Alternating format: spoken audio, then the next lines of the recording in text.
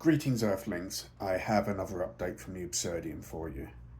Now, before I cover this article, I want to correct a couple of things. I deleted the last video about the 377 to 400,000 Palestinians possibly dead because there was apparently an error in the map reading. That came directly from the professor. So until that gets corrected and we find out exactly what's wrong, I don't want to be accused of spreading propaganda or trying to create a false narrative, because I want everything that I present to you to be as factual as possible.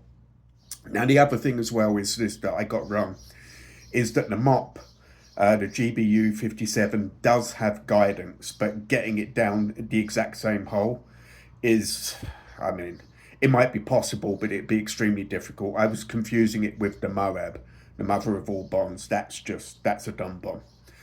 Anyway, now on to this particularly odious article in the Middle East Eye. It's entitled, British MPs invite deposed Shah's sons to promote Iran regime change in Parliament.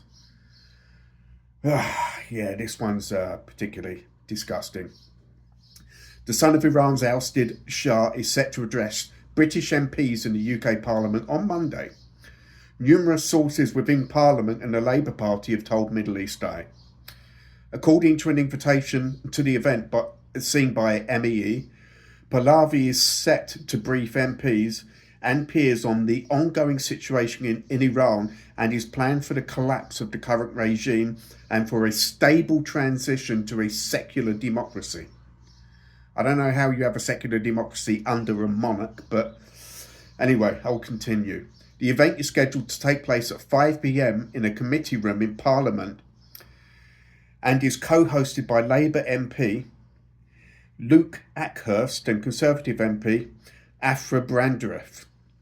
Oh, I wonder if she's related to Giles.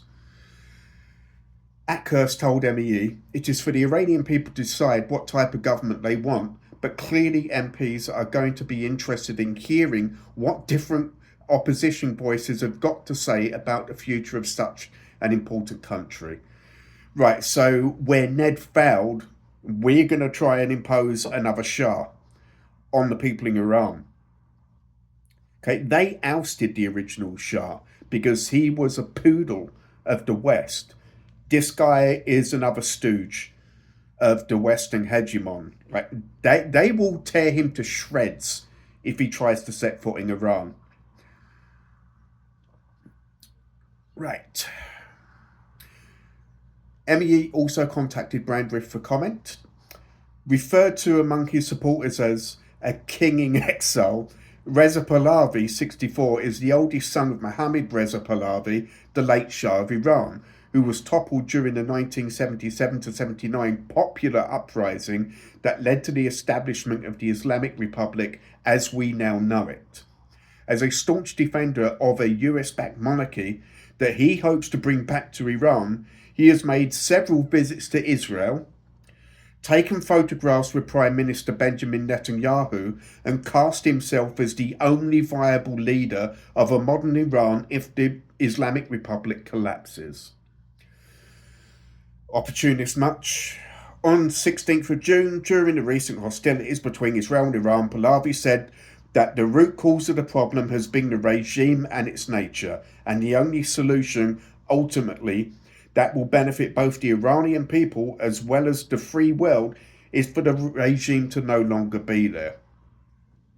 Responding to Pahlavi's comments, Pakistani Defence Minister Khawaja Asif made headlines by calling the Shah's son a bloody parasitical imperial whore.